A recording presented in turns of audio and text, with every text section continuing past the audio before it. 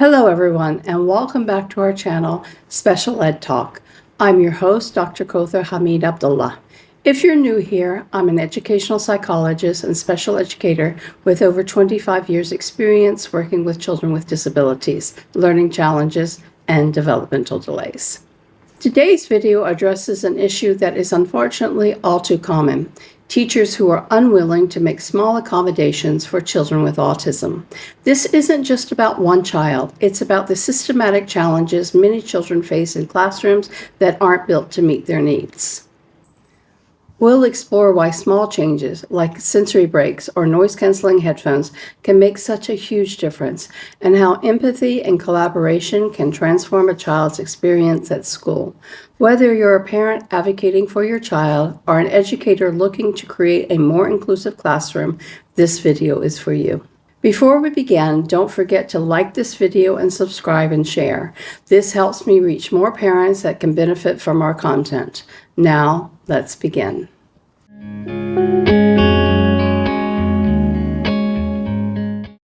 Let me start by sharing the story of one of my regular clients, a bright, curious child with a diagnosis of high-functioning autism, which we call level 1 autism, who faces challenges at school not because of his abilities, but because of lack of understanding and empathy in his environment.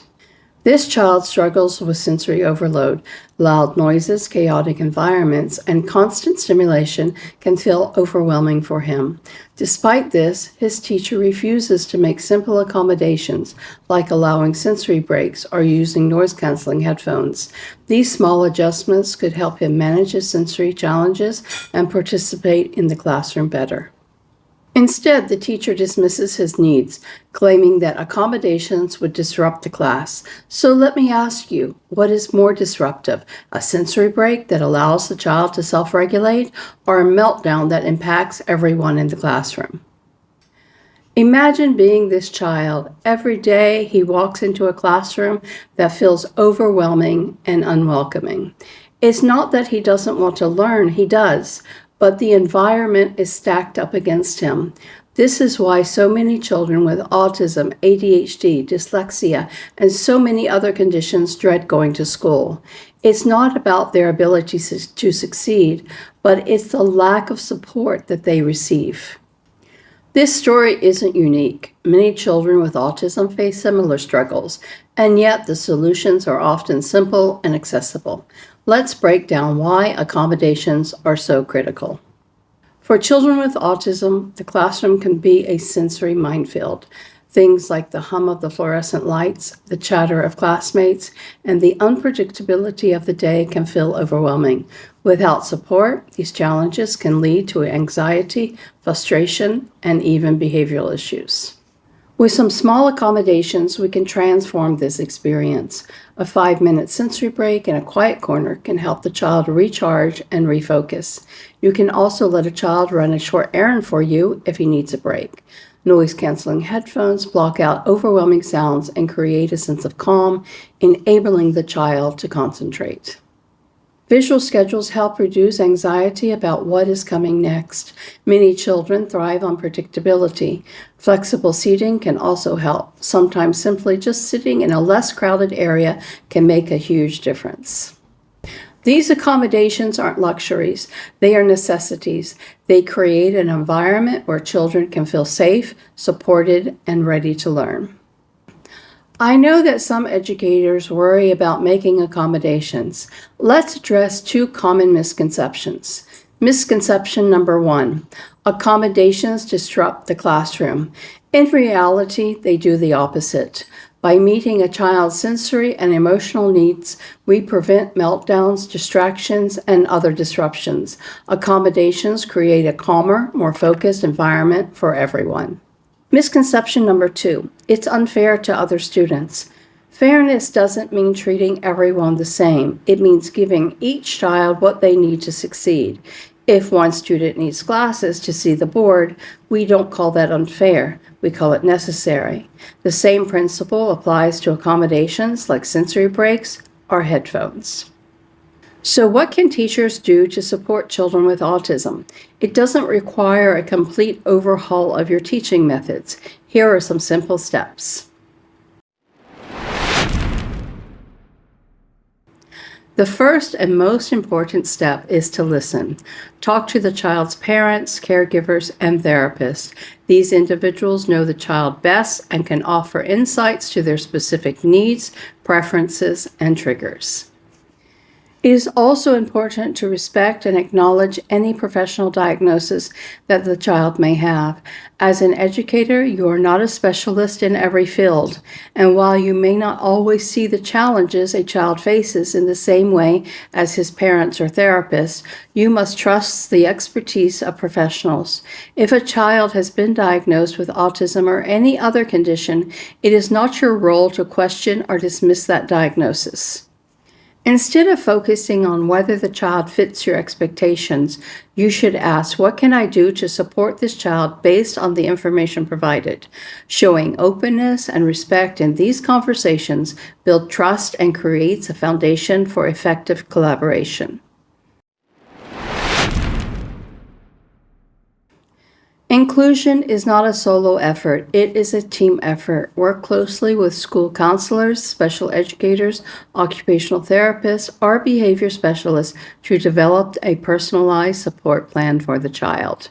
For instance, if a child struggles with sitting still for long periods, an occupational therapist might suggest using a wobbly cushion or allowing the child to stand while working. A special educator can help modify instructions or assignments to meet the child's unique learning needs. Collaboration also includes engaging with parents as equal partners. Avoid statements like, I don't think your child has autism, or I don't see why they need these accommodations. Instead, focus on learning from the parents. For example, you can say things like, can you share what strategies have worked well for your child at home or in therapy? How can we adapt our classroom environment to meet your child's needs? These conversations set a tone of respect and shared commitment for the child's success. It can feel overwhelming to make changes, but remember, you don't have to do everything at once. Start small. For instance, introduce sensory breaks during transitions or after a challenging activity. These can be as simple as allowing the child to step into a quiet corner, stretch, or engage with a sensory tool like a stress ball. Allow the child to use noise-canceling headphones for particularly loud or chaotic activities, such as assemblies or group work. Observe how these small accommodations impact the child and adjust as needed. Over time, you can expand these strategies based on what works best. As I've already mentioned, as teachers, you sometimes encounter situations where a child's needs don't seem immediately apparent to you. It's natural to wonder why certain accommodations are requested, especially if the child appears to be managing well in some areas. However, it is important to remember that educators are not specialists in diagnosing autism, ADHD, or any other condition. If a child has a professional diagnosis, you should trust that it was made based on a thorough evaluation by qualified professionals. Questioning or dismissing that diagnosis can not only undermine the parent's efforts to advocate for their child, but it also deny the child the support they need to succeed.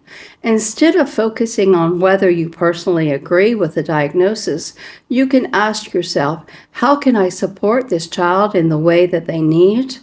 Or what tools or strategies can I implement to help this child thrive? When educators approach these situations with humility and a willingness to learn, they create a more supportive and respectful environment for everyone involved. Many children with autism benefit from visual supports because they process information more effectively through images than through verbal instructions. Consider these tools: visual schedules. Display the day's activities using pictures, symbols, or written words to help the child anticipate transitions. Secondly, timers. Use visual timers to show how much time is left for an activity. This helps reduce anxiety about transitions. And lastly, task cards. Break down multi-step tasks into smaller, manageable steps with picture cues. For example, instead of saying, finish your art project and then put it away, provide a card that shows first, draw your picture, second, color it, and third, put it in the basket. Many children with autism have difficulty sitting still for long periods, so incorporating movement into the day can help them focus. Here are some suggestions. Allow children to take short walks around the classroom or do simple stretches between activities. Use fidget tools like stress balls to help them self-regulate without disrupting others. And incorporate active learning, such as standing up to answer questions or moving to different stations for activities to keep them engaged. Inclusive classrooms thrive when peers are part of the support system. Educate your students about autism in a developmentally appropriate way, emphasizing kindness, understanding, and teamwork. For example, pair the child with a supportive peer during group activities to help them navigate social situations. Encourage classmates to celebrate differences and model inclusive behavior.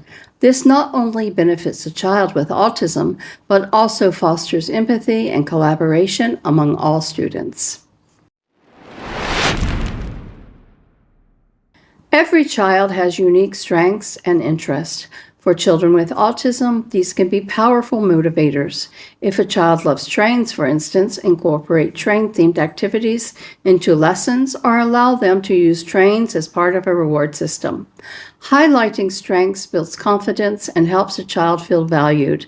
It also shows them and their peers that their contributions matter. Progress takes time, and there will be some challenges along the way. Some strategies may work immediately, others may require adjustments. The key is to remain patient and flexible. If something doesn't work, don't give up. Reflect on what might need tweaking.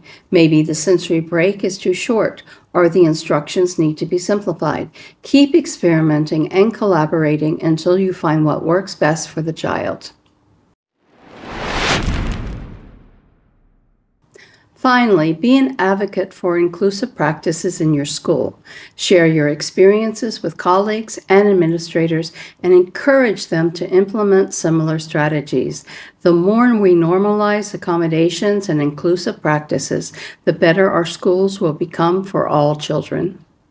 Remember, you don't have to be perfect or get it right every time. What matters most is your willingness to try and adapt. These practical steps seem small, but they can make a world of difference for a child with autism. By creating an inclusive and supportive environment, you are not just teaching academics, you're teaching empathy, resilience, and the value of diversity to everyone in your classroom. The most important thing teachers can bring to the classroom is empathy. Every child is different, and every child deserves to feel understood and valued. Take a moment to put yourself in the shoes of a child with autism. How would you feel in a noisy, unpredictable environment? How would you feel if your needs were dismissed or ignored? Empathy doesn't cost anything, but it can transform a child's experience in school. When we make an effort to understand and support each child, we're not just helping them succeed academically, we're helping them grow emotionally, socially, and personally. Inclusion is about more than just policies or accommodations.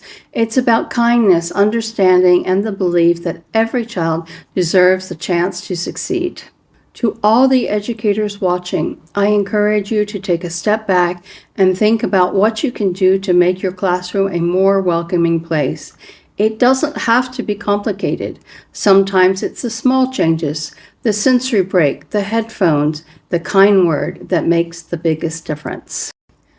Let's work together to build classrooms where every child feels supported and valued, because when we help one child, we're shaping a better future for all of us. Thank you for taking the time to listen today. If this video resonated with you, please share it with others who might benefit from this message. Together, we can create a world where every child can thrive. See you in the next video.